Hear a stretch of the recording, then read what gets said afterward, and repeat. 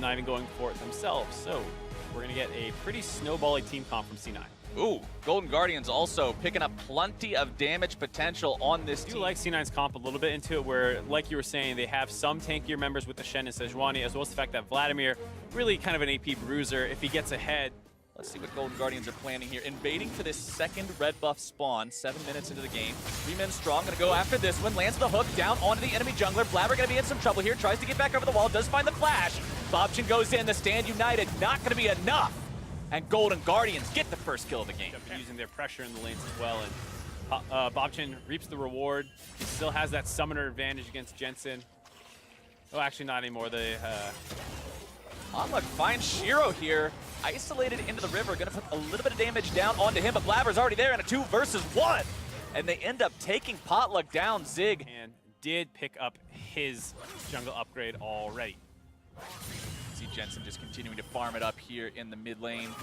Having a good time on this Yasuo, doing what needs to be done, and wants to continue to scale. As long as LeBlanc doesn't get more fed than she was, then he's going to be all right. Guardians can make that work out, but due to an issue with our spectator client, we'll be getting back into game in a few minutes. The game did continue and players did not drop connection, but we're missing some of the game. We'll upload the full game at a later time and get you guys right back into the action as soon as we possibly can. So bear with us, hang out here with me and Mark for a little bit, and we'll see what we can get done. Yeah, it'll be like a little mystery challenge. You're going to jump back into the game. Mystery challenge? Yeah, what happened? All right, we got to deduce what's going down. We got to use the scoreboard and put together clues. I was about to say the Yasuo is going to be fed. I was about to joke about the Yasuo being fed, and we come back and Jensen's 2-0. We needed 10 more seconds for Mark to be a psychic. And it feels like one of the two teams, as I'll hold my thought for a second, gank coming in.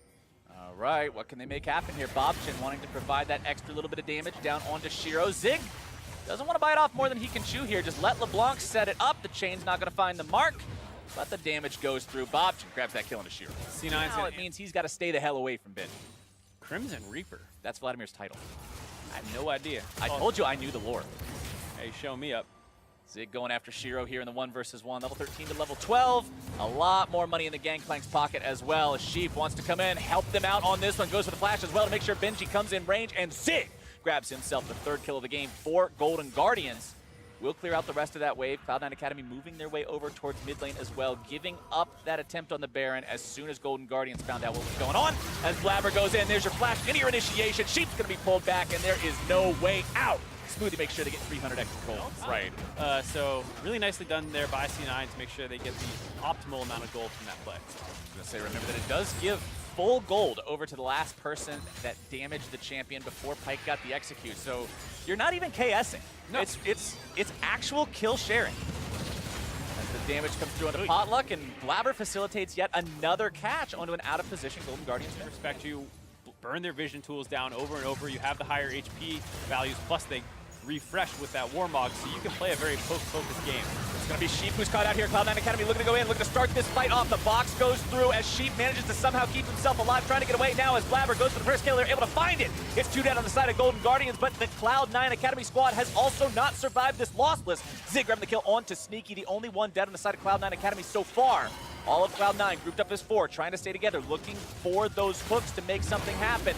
Zig, Benji, and Bobchin, all the damage dealers still alive here on the side of Golden Guardian. Cloud9 killed Potluck and Sheep and are currently in the middle of a Baron attempt. So hopefully we can get back in and catch it before any more action explodes onto the screen. And once again, the support and jungler of Golden Guardians Academy getting picked on.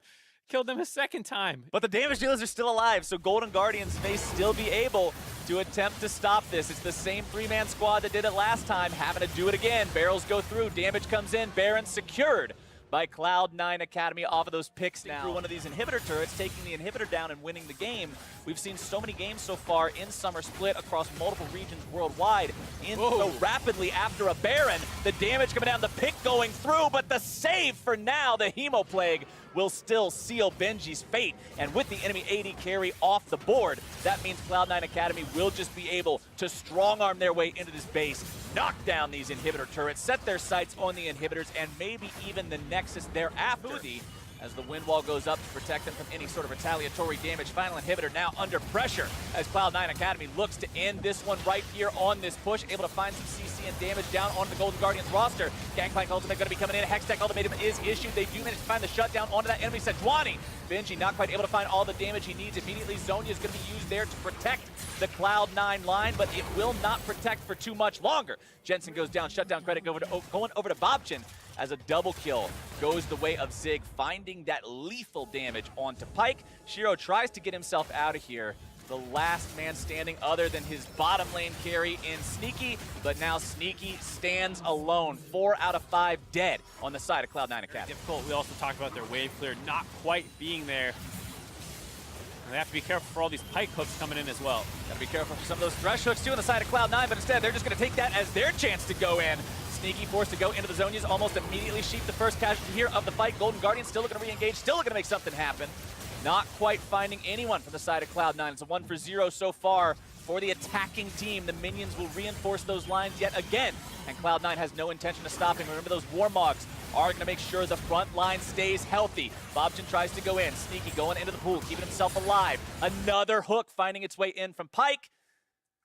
Who wanted to watch that fight anyway? Yeah, we can't. Yeah, well, it did look like it was going pretty well for C9 there, getting a hook onto the Lucian and getting a seal out right away. As we'll come back into the game. All right, C9 wins! The Cloud9's able to find it. The Nexus already dropping. Everybody's popping, and we are out of there. Cloud9 goes up to 3-1 in the standings, taking down Golden Guardians Academy. Every time we cut away, C9 did something good. Cloud9 needs to just start embracing that. Every time our faces are on screen, magic happens. Bug catcher Sneaky coming up big for his team there, getting them the lead. Really impressive play by him on the Vlad.